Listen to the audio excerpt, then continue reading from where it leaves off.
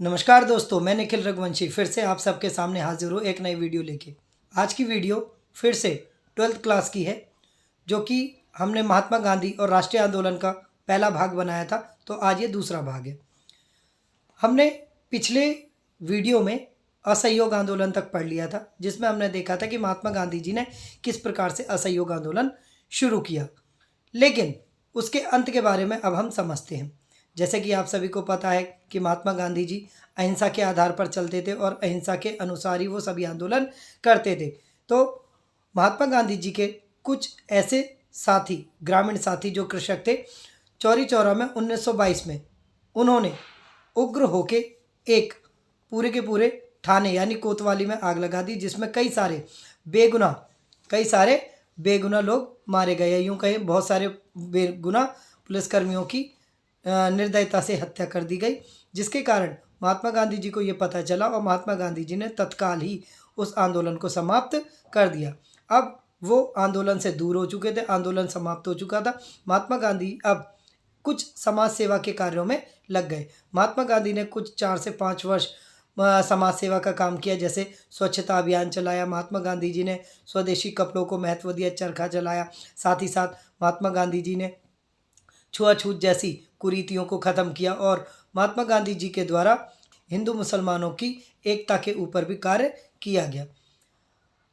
अब ये सारी चीज़ें चलती रही। उसके बाद ईस्ट इंडिया कंपनी ने कुछ ऐसे 2 कानून बनाए, जिसकी वजह से महात्मा गांधी जी को दोबारा से आंदोलनों में शामिल होना पड़ा। ये 2 कानून थे। पहला कानून नमक के ऊपर था और दूसरा जंगल के ऊपर था। अब हम एक एक करके इन कानूनों को समझते हैं। पहले हम वन कानून को समझते हैं। जैसे कि सभी जानते हैं, पुराने समय पर कुछ जनजातियां जंगलों में रहती थी और उनका जीवन जंगलों पर ही पूरी तरीके से निर्भर था। ठीक है, तो उन जंगली जनजातियों के ऊपर एक ऐसा कानून लाया गया ईस्ट इंडिया कंपनी के द्वारा, जिसमें वे केवल जंगल में रह तो सकते थे, जंगल में मिलने वाले किसी भी उत्पाद को उपभोग वो नहीं कर सकते थे। जहाँ तक कि उनके जो पशु थे, मवेशी थे, वो वहाँ की घास तक को नहीं खा सकते थे, वहाँ पर गिरी हुई चीज़ों को नहीं उठा सकते थे। यानी कि ये एक ऐसा कठोर नियमों के साथ बनाया गया कानून था, जिसमें या जिसके द्वारा उन जंगली लोगों या यूं कहें कि उन वन में रहने वाली प्रजातियों का जीवन ही पूरे तरीके से समाप्त हो गया था। अब एक ऐसे लोग जो पूरी तरीके से वो तथा उनकी पुश्तें जंगलों पे ही निर्भर थी, तो अब वो बिना जंगलों के किस तरीके का जीवन व्यतीत कर सकती है, जिसके कारण गांधी जी को पता चला। तो उन्होंने इस जंगल कानून के लिए भी आंदोलन किया। और साथ ही साथ एक और कानून था जिसकी बात करेंगे, नमक के ऊपर कानून। ये नमक के ऊपर कानून जो था, ये एक अमानवीय कानून था, जो कि मानव द्वारा एक तरीके से नहीं सोचा जा सकता। जैसे कि आरंभिक समय पर बहुत ही गरीबी थी और गरीबी स्तर बहुत ज़्यादा नीचे था। वहाँ पर संख्या भी गरीबों की बहुत ज़्यादा थी। उसमें कुछ लोग ऐसे थे जो सब्जी तक मुहैया नहीं कर पाते थे या अफोर्ड नहीं कर पाते थे, तो वे लोग नमक के साथ रोटी खा लेते थे। और वहाँ पर नमक जो था वो निजी उपयोग के लिए समुद्र के खारे पानी से बना लेते थे। अब ईस्ट इंडिया कंपनी ने उसी नमक के ऊपर एक कानून बनाया।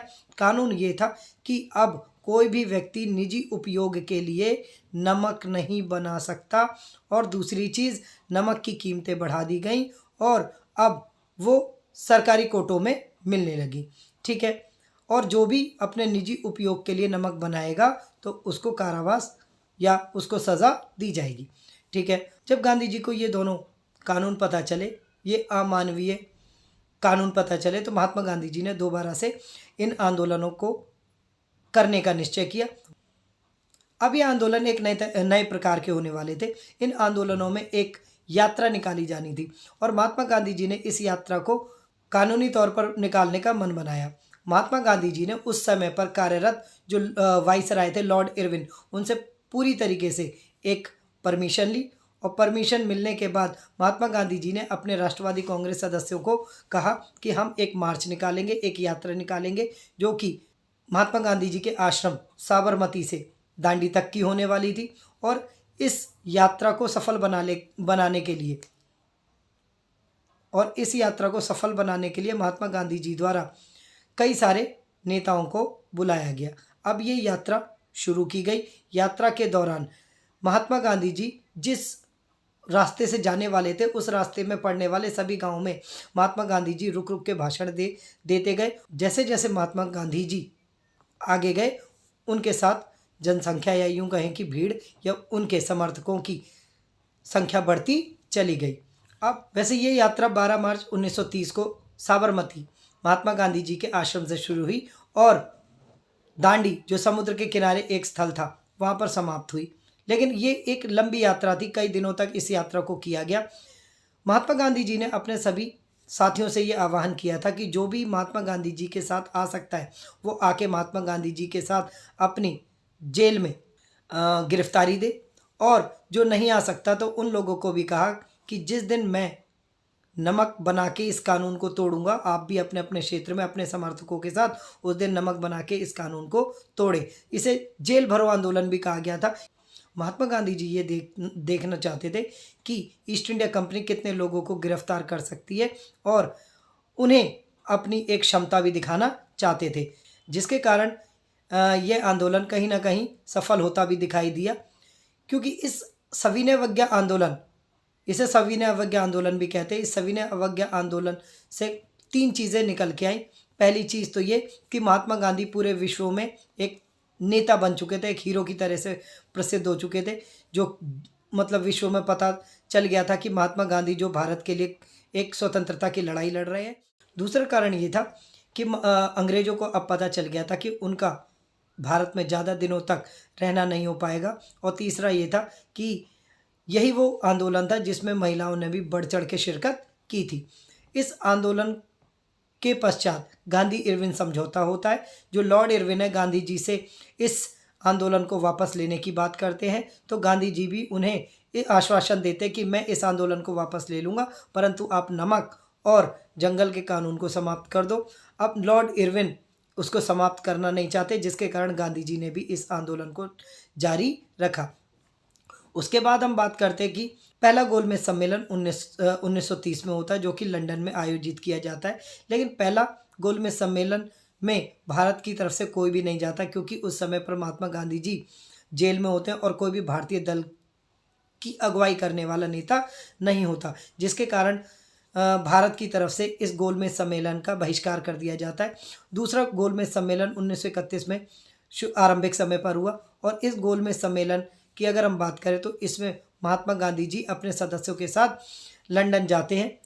लेकिन दूसरा गोलमेज सम्मेलन भी निरर्थक साबित होता है। क्यों? क्योंकि यहाँ पर महात्मा गांधी जी जिन लोगों के साथ भी जाते हैं उन सबको मानने से इनकार कर दिया जाता है। 3 तरफा हमले होते हैं। जैसे कि अगर हम बात करें तो सबसे पहले मुस्लिम लीग की तरफ से ये कहा जाता है कि महात्मा गांधी जी के साथ जो भी मुसलमान नेता गया है वो मुस्लिम लीग का नहीं है और वो पूरे भारत के मुसलमानों का नेतृत्व नहीं करता, ना हमसे पूछ के गए, ना हमारे द्वारा वो चयनित है, जिसके कारण उन्होंने कहा कि हम इनके द्वारा माने गए नियमों को स्वीकार नहीं करेंगे। दूसरे नंबर पे अगर हम बात करें तो ये बात उठती है राजा रजवाड़ों से। बिल्कुल वैसी ही बात राजा रजवाड़ों की तरफ से आती कि राजा रजवाड़ों की तरफ से जो भी अगुवाई करने के लिए महात्मा गांधी जी की तरफ से व्यक्ति गए हैं वो रजवाड़ों की तरफ से चुना नहीं गया। और तीसरा हमला होता है तेज तर्रार वकील B.R. अम्बेडकर की तरफ से। B.R. अम्बेडकर जो कि अनुसूचित जाति तथा अनुसूचित जनजातियों का नेतृत्व करते हैं, उनके द्वारा ये कहा जाता है कि महात्मा गांधी जी जिस व्यक्ति को भी अनुसूचित जाति का नेता बना के लेके गए वो हमारी परेशानियों को नहीं जानता, वो अलग अलग क्षेत्रों में जो भी अनुसूचित जाति और जनजाति के लोगों के साथ होने वाला अन्याय है उनको नहीं जानते, जिसके कारण वो कोई भी बात वहाँ से करके आएंगे तो हमारे द्वारा वो मान्य नहीं होगी। जिसके कारण महात्मा गांधी जी को जब ये चीज़ पता चलती है तो महात्मा गांधी जी गोलमेज सम्मेलन से वापस आ जाते हैं। इसी प्रकार गोलमेज सम्मेलन भी समाप्त होता है। उसके बाद महात्मा गांधी जी अपने आंदोलनों में लग जाते हैं। 1929 में लाहौर अधिवेशन होता है। लाहौर अधिवेशन कई मायनों में महत्वपूर्ण होता है, जैसे कि यही वो अधिवेशन होता है जहाँ से महात्मा गांधी जी एक युवा नेता को चुनते हैं जो कि पंडित जवाहरलाल नेहरू होते हैं। क्योंकि महात्मा गांधी जी को ये पता चल गया था कि अब अंग्रेज उन्हें कभी भी जेल में डाल सकते हैं और उनके पीछे से किसी भी एक नेता का होना अति आवश्यक है जो कि राष्ट्रवादी कांग्रेस की या इन आंदोलनों का नेतृत्व कर सके। और दूसरे नज़रिए से देखें तो लाहौर अधिवेशन इसलिए भी महत्वपूर्ण होता है क्योंकि यहीं से पूर्ण स्वराज की मांग की जाती है। 26 जनवरी 1930 को हमारे भारत का पहला स्वतंत्रता दिवस मनाया जाता है क्योंकि अंग्रेजों द्वारा कुछ ऐसे क्षेत्र जो उनके लिए लाभ के नहीं होते उनको वो स्वतंत्र कर देते हैं, जिसके कारण महात्मा गांधी जी इस स्वतंत्रता दिवस को एक अलग प्रकार से मनाने की बात कहते हैं। 26 जनवरी 1930 के दिन महात्मा गांधी जी द्वारा बोला जाता है कि इस दिन को हम एक अलग तरीके से ऐतिहासिक रूप से मनाएंगे, जिसके कारण आरंभिक दिन की शुरुआत झंडा फहराने तथा गीत गाने और उस उत्सव मनाने और मिठाइयों के बांटे जाने से शुरू होती है। और जो दोपहर के बाद की क्रियाएं थी उसमें स्वच्छता अभियान चलाना, हिंदू मुसलमानों का मिलन करवाना तथा चरखा चलाने जैसे कुछ कार्य बताए जाते हैं। अब कुछ क्षेत्रों के स्वतंत्र हो जाने के बाद महात्मा गांधी जी 2 कानूनों के खिलाफ आंदोलन करते हैं। दोबारा से वो आंदोलनों में आते हैं। अब सविनय अवज्ञा आंदोलन के पश्चात कई वार्ताएं होती हैं। वार्ताओं का दौर शुरू होता है जिसमें सर स्टैफर्ड क्रिप्स के नेतृत्व में क्रिप्स मिशन भारत आता है और उनकी वार्ताएं भी यहाँ पर विफल हो जाती हैं। अंत में जाके ये सारी वार्ताएं समाप्त होने के पश्चात महात्मा गांधी जी अपना आखिरी व अंतिम भारत छोड़ो आंदोलन चलाते हैं। भारत छोड़ो आंदोलन सही मायने में एक जन आंदोलन था जिसमें लगभग 1/3 पुरुषों ने भागीदारी निभाई। इसमें सभी वर्गों के द्वारा भागीदारी निभाई गई, चाहे वो स्त्री हो चाहे वो बच्चे हो। अब वो सभी युवा बच्चे जो स्कूल के विद्यार्थी थे उन्होंने भी बढ़ चढ़ के हिस्सेदारी निभाई और ये एक ऐसा आंदोलन था जिसके पश्चात हमारा भारत स्वतंत्र हो गया।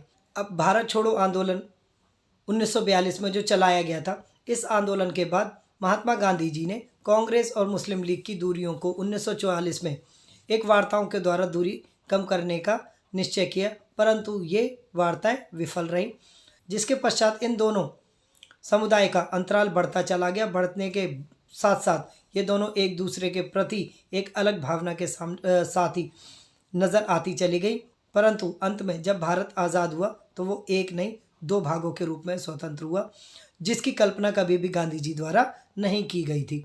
उसके पश्चात इस दिन बड़े ही धूमधाम से जश्न मनाया गया और भारत आज़ाद हुआ और अंत में जाके 15 अगस्त 1947 के दिन भारत को पूर्ण आज़ादी मिली। और इस स्वतंत्रता का जो सबसे महत्वपूर्ण किरदार था वो महात्मा गांधी जी द्वारा निभाया गया।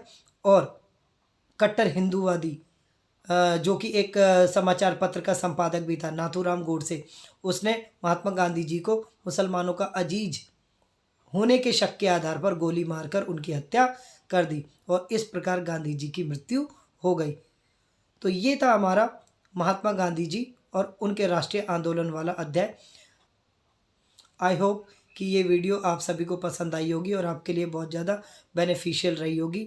तो इस वीडियो को लाइक करें, ज़्यादा से ज़्यादा अपने फ्रेंड्स के साथ शेयर करें और जिन बच्चों ने भी इस चैनल को सब्सक्राइब नहीं किया वो इस चैनल को सब्सक्राइब कर दे, जिससे कि टाइमली उनके पास नोटिफिकेशन जाता रहे जो हम वीडियो डालते हैं।